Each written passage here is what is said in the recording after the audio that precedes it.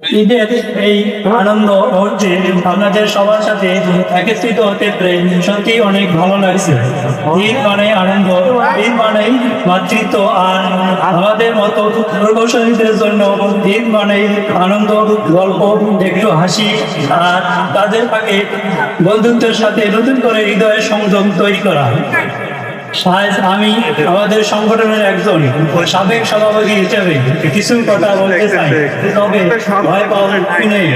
আমি খুব বেশি টেকনিক্যাল ফল ধরবো না, আর বক্তব্য ইনশাআল্লাহ সাকিব বেকারের মতো ঠিক থাকবে না।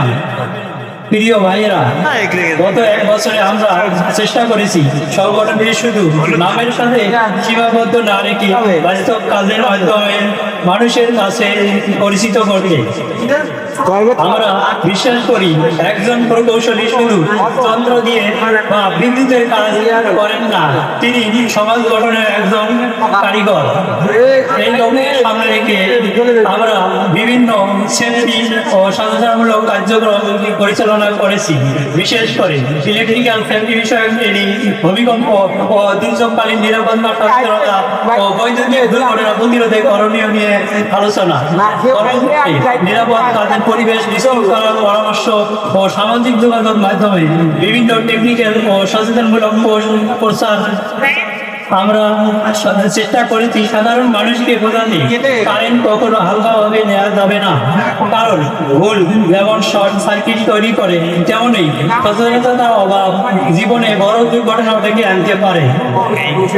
সামাজিক যোগাযোগ মাধ্যমে আমাদের বিভিন্ন সচেতনমূলক পোস্ট অনেক মানুষের কাছে পৌঁছেছে, অনেকেই উপকৃত হয়েছে, উৎসাহ দিয়েছেন, পরামর্শ দিয়েছেন, আর এই ভালোবাসাই আমাদের কাজের অনুপ্রেরণা। সবচেয়ে আনন্দের বিষয় হলো আমাদের সংগঠনের পারস্পরিক সহযোগিতা, আন্তরিকতা, প্রচেষ্টার মাধ্যমে গত এক বছরে অন্তত দুইজন প্রকৌশলী ভাইয়ের কর্মসংস্থানের ব্যবস্থা করতে সক্ষম হয়েছি। আমি আবারও বলছি, আমাদের সংগঠনের পারস্পরিক সহযোগিতা ও আন্তরিকতার প্রচেষ্টার মাধ্যমে গত এক বছরে অন্তত দুইজন প্রকৌশলী ভাইয়ের কর্মসংস্থানের ব্যবস্থা করতে সক্ষম হয়েছি।